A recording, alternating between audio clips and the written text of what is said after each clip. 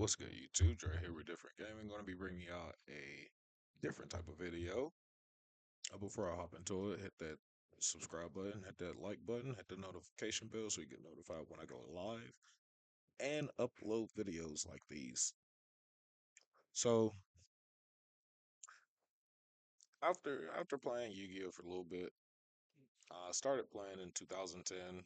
When I really started playing is when I started going to college. As a kid, I already started collecting cards and playing like little neighborhood games with my friends that had Yu-Gi-Oh cards. But the first deck that I picked up and learned how to play was Six Sam, and it was a fun deck. That was oh god, was Six Sam Yanchi? Let me see.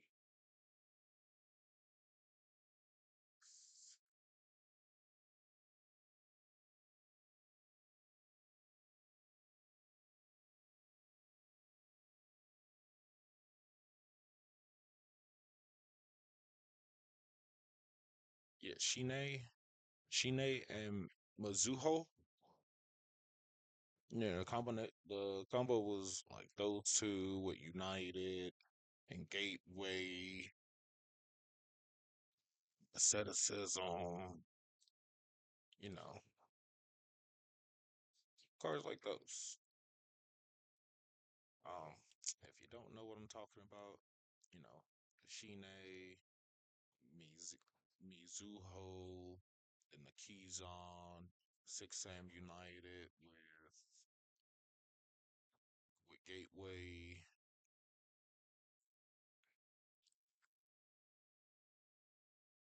It was a very fun deck. I still had to work on getting some cards for it, but after that, I then turned that deck into a much more controlly deck. Started going to Monster a little after that. It was called Comic Monster in Salisbury, North Carolina, and that's where competitive started for me. The first competitive deck that I built was Fable. My very first YouTube account, Shadal Prince, has it. Then after that, I met a buddy of mine, may his soul rest in peace, Tony, and he told me about Chaos Zombie. So I was like, it seems pretty fun.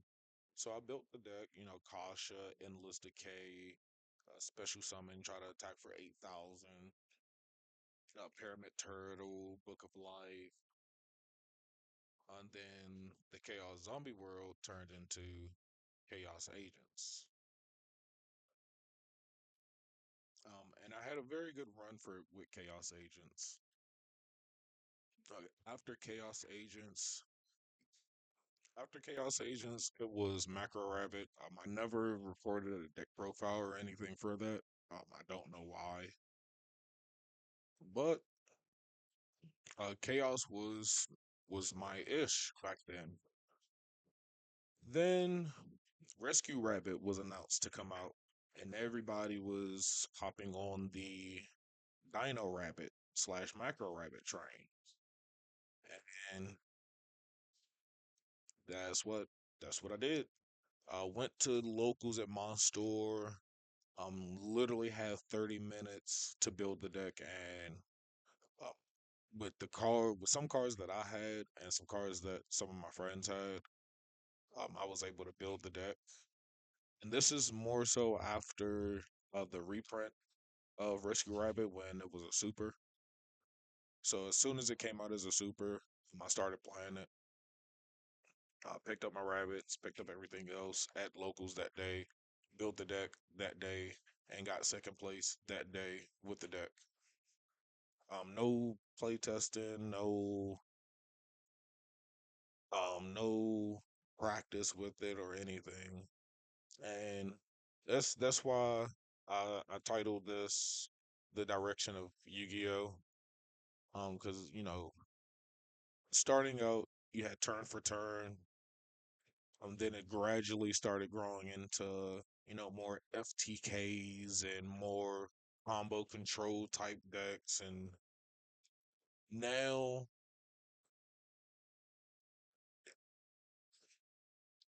now it's kind of like a huge mix of everything. Um, Macro Rabbit was one of those helmet decks, and we still have helmet decks to this day. If you don't know what a helmet deck is a deck that plays a back row, Trap Tricks, Labyrinth, Eldritch, um,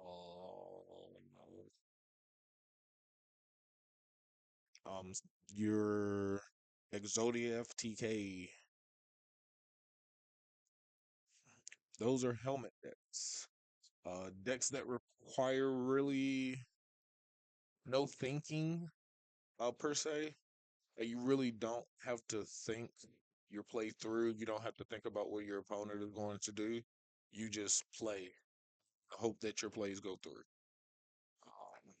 Then you have, your combo decks where you have to think intricately on your play because of one simple mistake can cost you a game and or the match.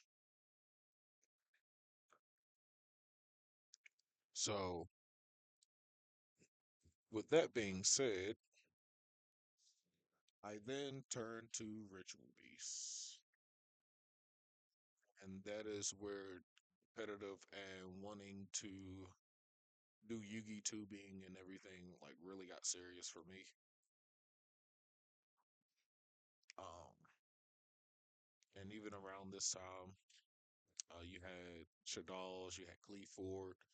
Cleeford was like a helmet control deck. You had Mermails. Mermails was a combo kill you if you don't do anything to me on my turn type of deck. Blackwing, which was a combo control, and then you had Shadalls that was combo control. Ritual Beast combo control. So with all those decks out in 2015, um, it was a fun time. I absolutely enjoy Ritual Beast. I still play Ritual Beast to this day. After they banned Ulticana Hawk, I kind of just quit the game. Well, no, I played Monarch, and then when it came out with Lynx, Spiral was the first deck, and it was just too much. I just quit. I sold out. But I digress from that. So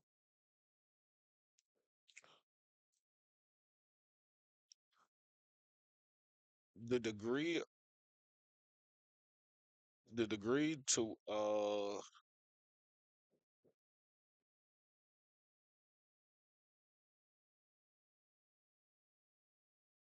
certain degree, when Ritual Beast came out, in my opinion, I would have to say that was the only deck in the time where you really had to like really think your combo lines through.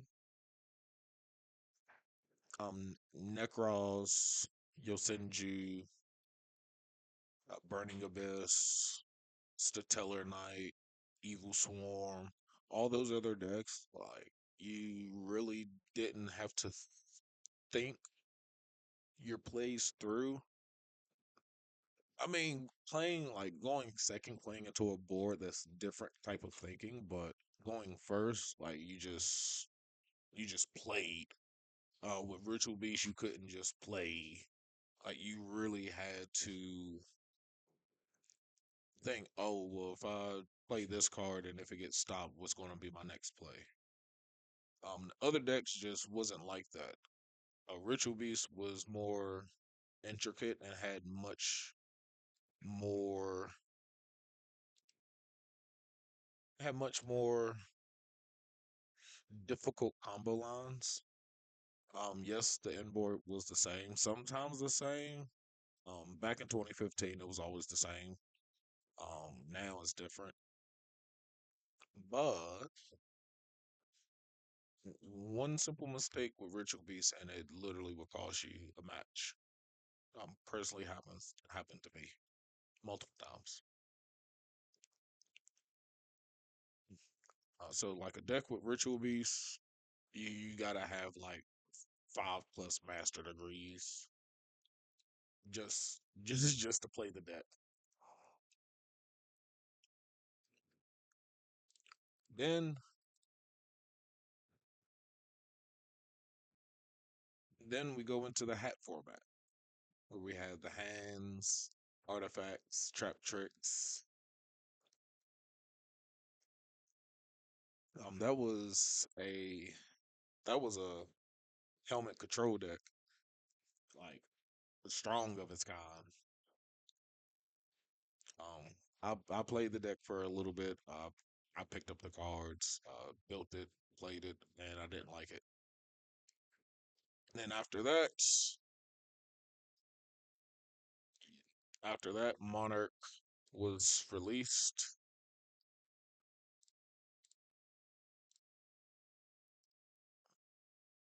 So Artifact Gear, and then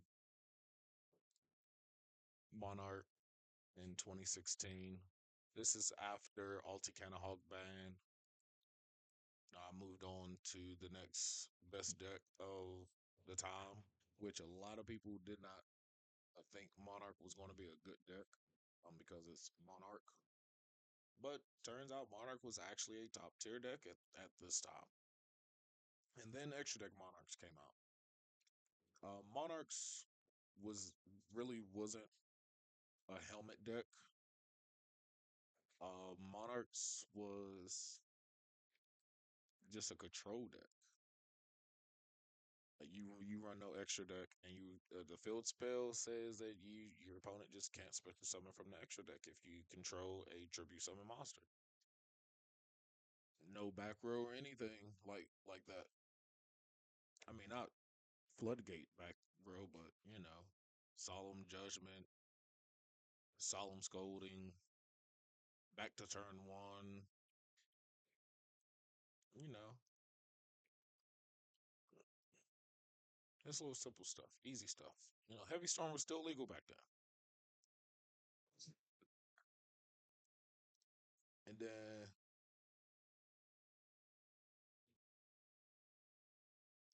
this is when the Quantrums came out. Yeah, the little Megazords came out. That's where Extra Deck Monarchs came out.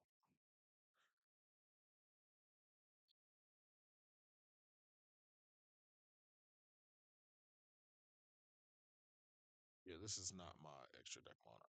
This is this is me pure Monarch, but got second place at locals with it. And this is back when Draco Pals was big, Quantums was big, Burning Abyss was still being played, but not as much because of this deck. And this is still in 2016. After this, I quit.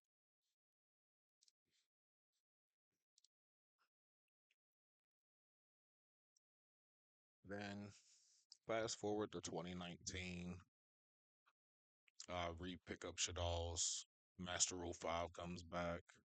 A lot of your combo decks that wasn't restricted by the link restriction. Uh, s- since all that was lifted, I chose to come back and restart my journey. Then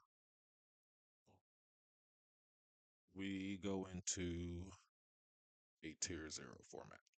If you don't know what a tier zero format is, a tier zero format is a format where there's only two decks that are played at all events. I didn't go over the first one that I was a part of, which was Dragon Ruler format. Called Dragon Ruler and Spellbooks. That format was insane. But I digress from that. I played in that format, but I mean, I really didn't play competitively. I just played for fun in that format because there was no way I was about to spend like 200 plus on a deck back then. Nope. But I digress. And moving forward, uh, 2019, 2020, 2021, getting back in the groove, learning, how the game works again, what decks are what. And we go into a tier zero format with Terraments. And Terraments run rampant for a good bit. And that got hit, and we went back to a swing format. It's been a swing format for after Dragon Rulers. It was it was another swing format. It's just really been a swing format for a good bit throughout my time of playing Yu-Gi-Oh. But I feel now the direction that Konami is taking is kind of a good one. Instead of it just being one strong deck that they know everybody that's able to get the deck is going to get it and is going to be the most represented, but they're also giving the budget players the chance to be able to top a big event. Like you don't always see these professionals like Pac and Jesse and Kamal. You don't always see them win or top events. Like they lose some too. They lose some too. Just not as often, but they lose some too. With all these reprints, staple reprints, uh, Edison reprints, GOAT reprints, like every format is now being able to be played at a reasonable cost for a lot of players. Konami changed the pricing for YCS now. The decks, as far as the decks, I would have to say they're leaning more towards of like a teaching aspect. Like the decks now have like more intricate combo lines. Like you have to watch a combo tutorial video. Like you can sit there and try to figure it out, but it's just easier now to go on YouTube and find a combo tutorial because it's going to take you about the same amount of time it took that person to figure out the combos that they put on their YouTube channel. So, it's kind of like all your tabletop games like put into one, like Battleship, checkers, chess, um backgammon, like all of these strategic tabletop games into one TCG game. So